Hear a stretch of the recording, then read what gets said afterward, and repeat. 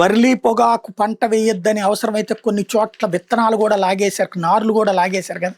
ఆ ఇంపాక్ట్తో బర్లీ విపరీతమైనటువంటి మైనస్ అయింది. ఇప్పుడు ఎక్కువగా బర్లీ పొగాకు పండించేటువంటి ప్రాంతాల్లో గుంటూరు ఉమ్మడి జిల్లాలో చూసుకుంటే ఈ లాస్ట్ ఇయర్ గుంటూరులో 3,369, బాపట్ల 22,770, పల్నాడులో 4,683, మొత్తం 30,822 హెక్టార్లలో విస్తీర్ణం సాగితే ఈ ఏడాది వచ్చేటప్పుడు కేవలం 4,391 హెక్టార్లలో మాత్రమే నడుస్తుంది.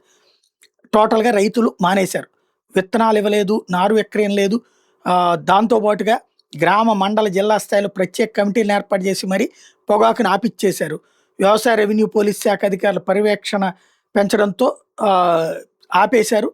నష్టాలు భరించైనా సరే సాకు సిద్ధం అంటూ ముందుకొచ్చిన రైతులకు మాత్రం కూడా ప్రభుత్వం అనుమతి ఇవ్వలేదు. లాస్ట్ ఇయర్ బర్లీ పొగాకు గురించి రైతులు ఆందోళన చేశారు కాబట్టి ఈ దఫా అసలు పొగాకే పంట వేయనీయకుండా చేశారు. దాంతో ఈ స్థాయిలో పడిపోయింది పొగాకు పంట.